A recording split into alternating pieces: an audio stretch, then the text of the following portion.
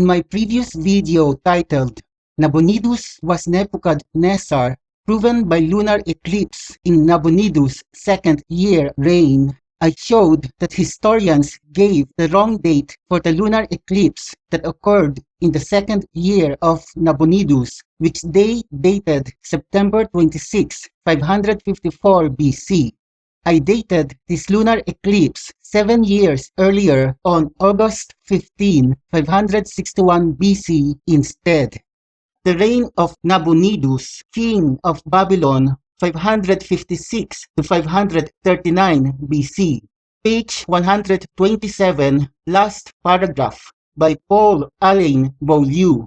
It is known from the Royal Chronicle that the eclipse must have taken place in the second year of Nabonidus, or slightly before.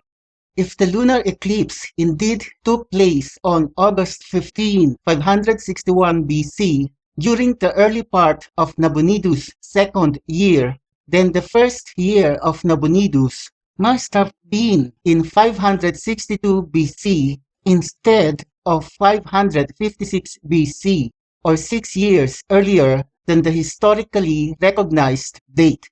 We know for certain that Astragas, the last king of Media, was defeated by the Persian king Xerxes the Great in the 6th year of his Babylonian colleague Nabonidus, as recorded in the Nabonidus Chronicle, column 2, lines 1 to 2.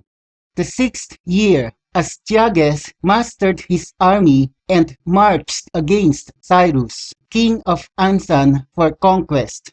The army rebelled against Astragas, and he was taken prisoner. They handed him over to Cyrus. Since the first year of Nabonidus was actually in 562 BC, this means his 6th year starts from 557 BC and ends in 556 BC.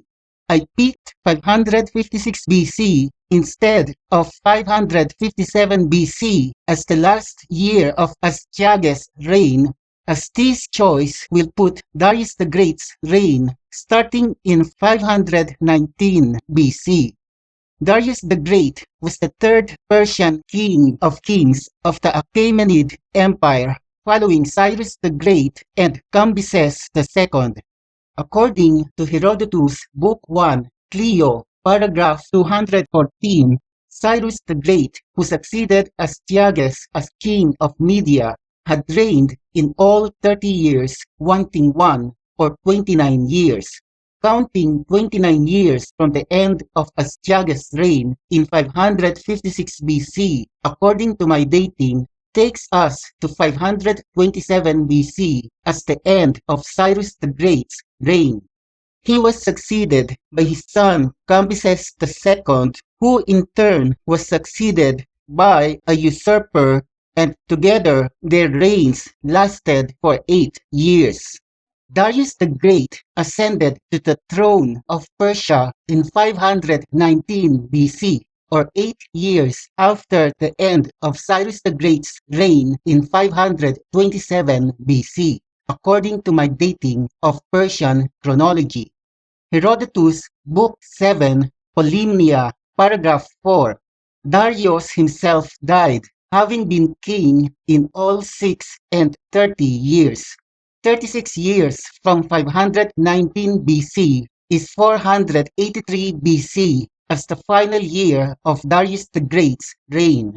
The last letter from Babylon written during the reign of Darius was dated by historians on November 17, 486 BC, and the first one during the reign of his son and successor, Xerxes I, was dated by historians on December 1 of the same year.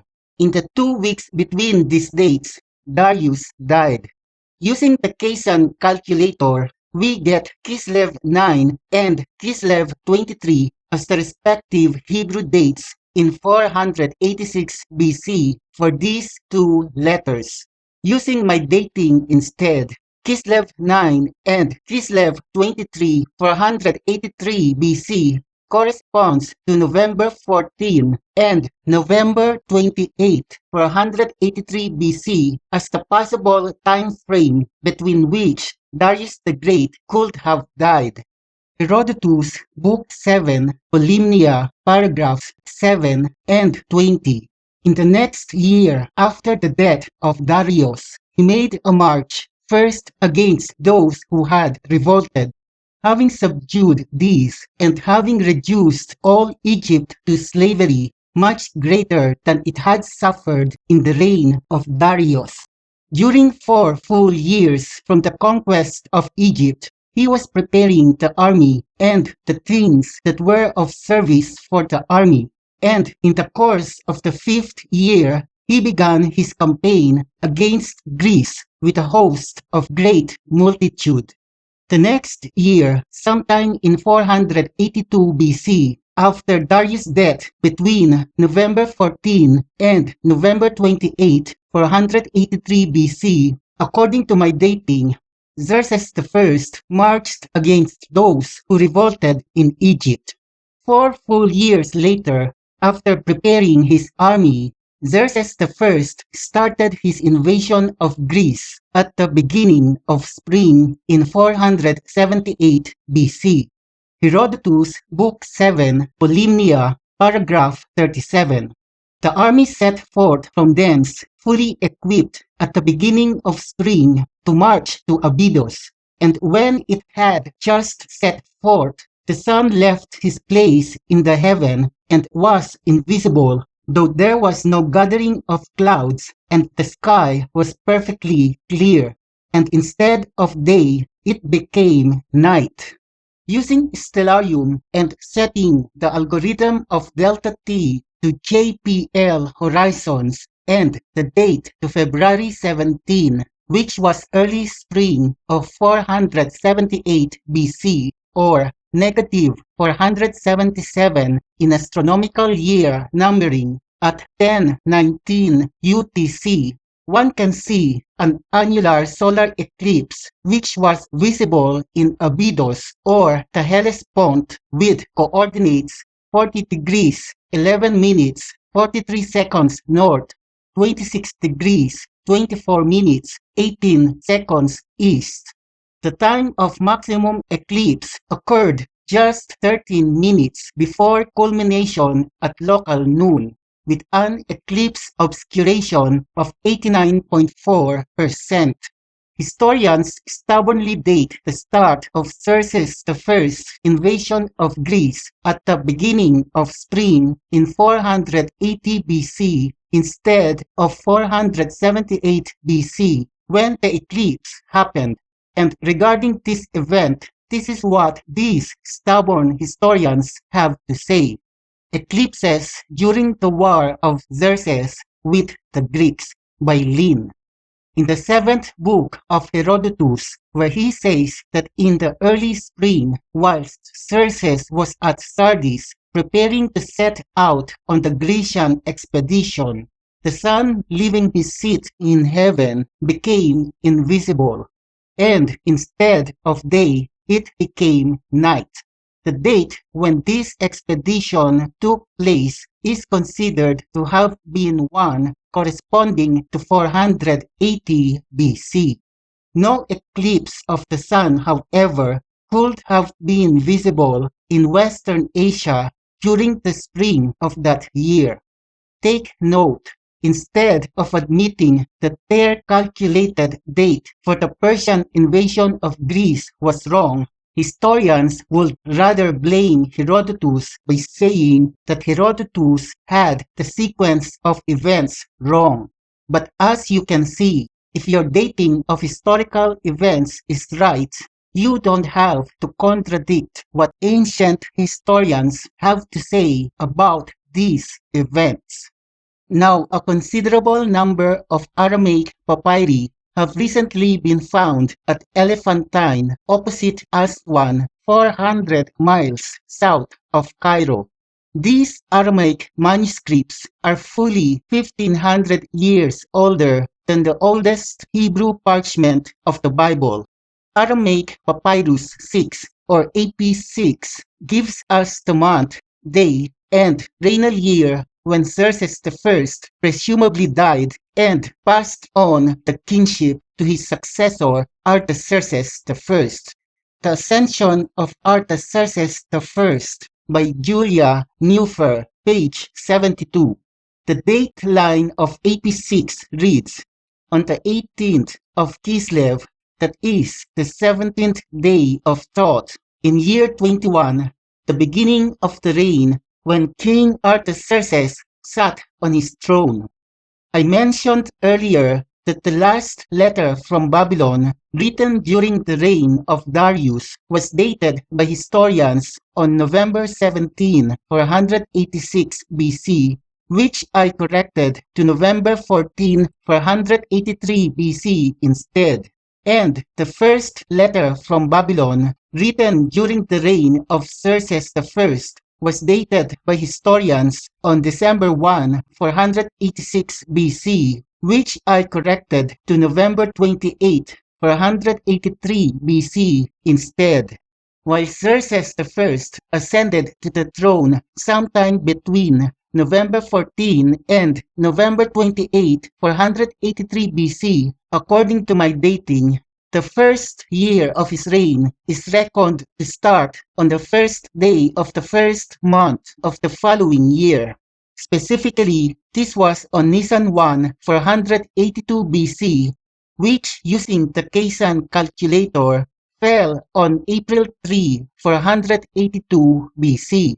This means the 21st year of Xerxes I's reign is between Nisan 1, 462 BC and the day before Nisan 1, 461 BC.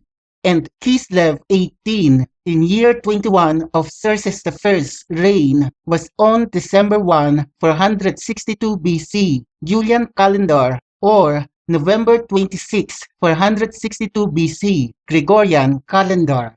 This was when Artaxerxes I first sat on his throne.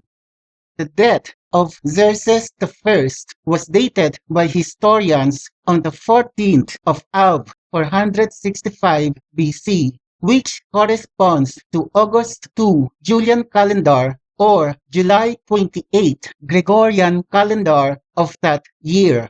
This is more than 3 years earlier than December 1, 462 BC, Julian calendar, or November 26, 462 BC, Gregorian calendar, which is the date I gave for when Xerxes the Great's immediate successor, Artaxerxes I, first sat on his throne. The historical date of Xerxes the Great's death was based on scholars' interpretation of the astronomical tablet BM 32234, which reports a lunar eclipse on the 3rd month of Sivan. In the same year, a king, supposedly named Xerxes, was killed by his son on the 14th of the 5th month. This eclipse was dated by historians on June 6, 465 BC, Julian calendar. I believe ancient astronomers made their observations wherever the king resided, so that they recorded what the king actually saw in the sky during his reign. The observed duration of the eclipse will help us identify the longitudinal position of the observational site. And here is what the tablet has to say regarding this. At 18 degrees, 40 degrees onset, maximal phase, and clearing, the garment of the sky was there in the area of the 4 rear stars of Sagittarius. It was eclipsed. The tablet mentioned 18 degrees along with some unreadable text. The scholars who interpreted this astronomical observation did not or could not explain this part of the tablet. Now the globe is divided into 360 degrees longitude and 24 hours or 1,440 minutes time zones, so that there are 4 minutes time zones per degree of longitude.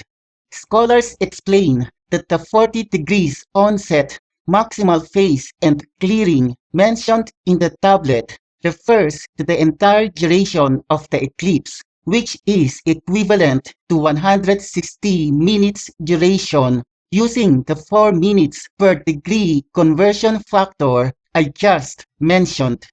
Now compare this to the 184 minutes partial eclipse duration that happened on June 6, 465 BC, according to the NASA catalog of lunar eclipses.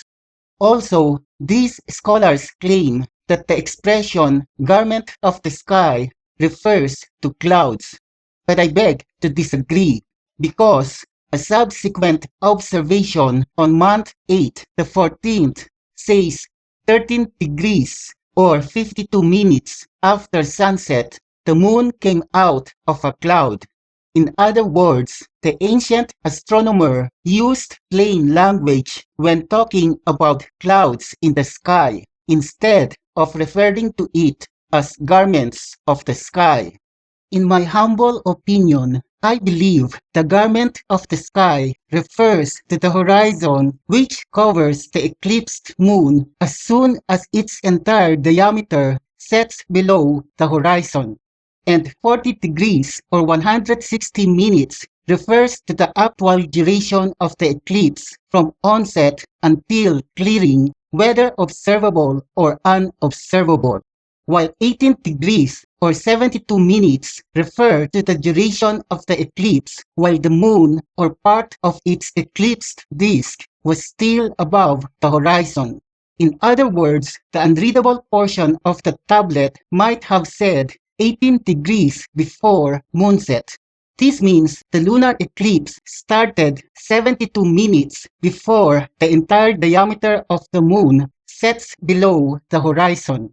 However, scholars do not share my point of view on this, and according to them, the June 6, 465 BC partial lunar eclipse, which had an umbral duration of 184.4 minutes, was observed by the astronomer for 40 degrees or 160 minutes before it was covered by the garment of the sky.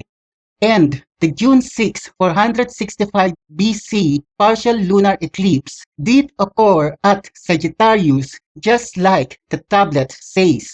So there is no reason to deny that these observations match what the tablet said.